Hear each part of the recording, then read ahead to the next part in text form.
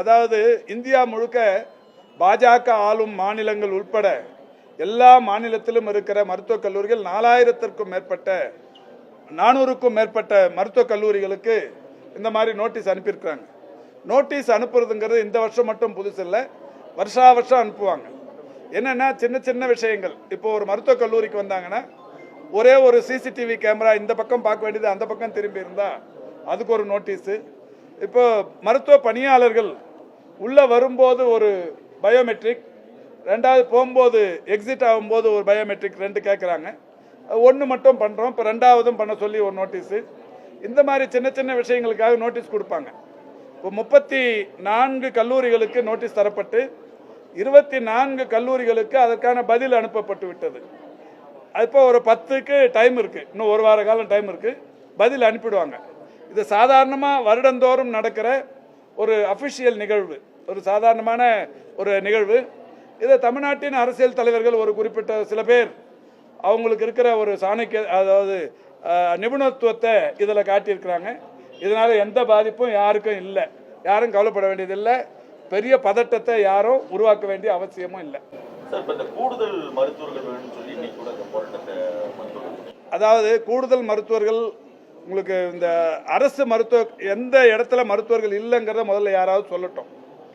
இப்போ 2 மாதத்துக்கு முன்னாடி தான் 2462 மருத்துவர்கள் நியமிக்கப்பட்டிருக்கிறார்கள். மருத்துவத்துறையின் வரலாற்றில் ஃபர்ஸ்ட் டைம் வேலைக்கு வர்றவங்களுக்கு கவுன்சிலிங் நடத்தி மிக நேர்மையாக எந்த விதமான ஒரு சின்ன இது குளறுபடி கூட இல்லாமல் பணிக்கு நியமிக்கப்பட்டார்கள்.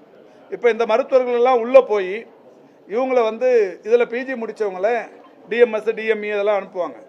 இதுக்கு இடையில் மருத்துவர்களிடையே ஒரு கோர்ட்டுக்கு போயிட்டாங்க. அந்த கோர்ட்டில் கேஸும் கூட போன வாரம் முடிவாயிடுச்சு.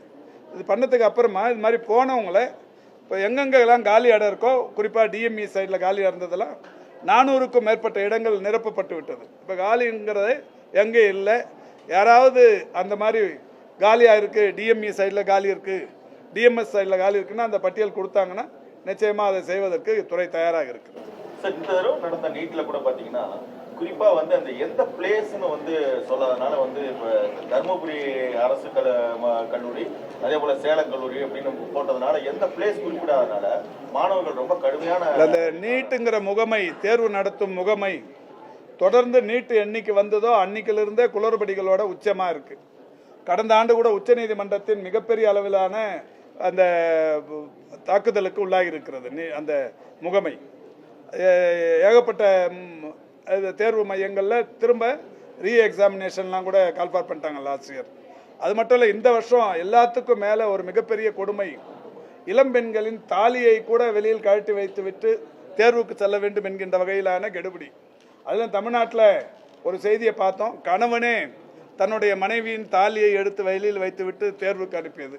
இந்த மாதிரி ஒரு கொடுங்கோன்மை மனத்தோட, கொடுங்கோன்மை நிலையோட அந்த தேர்வு நடைபெற்று கொண்டிருக்கிறது. எனவேதான் மாண்புமிகு தமிழ்நாட்டின் முதலமைச்சர் நீட்டு விலக்கு என்பதில் உறுதியாக இருக்கிறார். சார், இந்த தமிழகத்தை பொறுத்தவரை குழந்தை பிறப்பு சதவீதங்கிறது ரொம்ப குறைஞ்சிக்கிட்டே வருதுங்க சார். இப்போ இதை இம்ப்ரூவ் பண்ணுறதுக்கு ஏதாவது ஏன்னா வட மாநிலங்களில் பொறுத்தவரை அந்த குழந்தை பிறப்பு அதிகரிச்சுக்கிட்டதுனால தான் இல்லை, இப்போ அந்த மாதிரி இல்லை.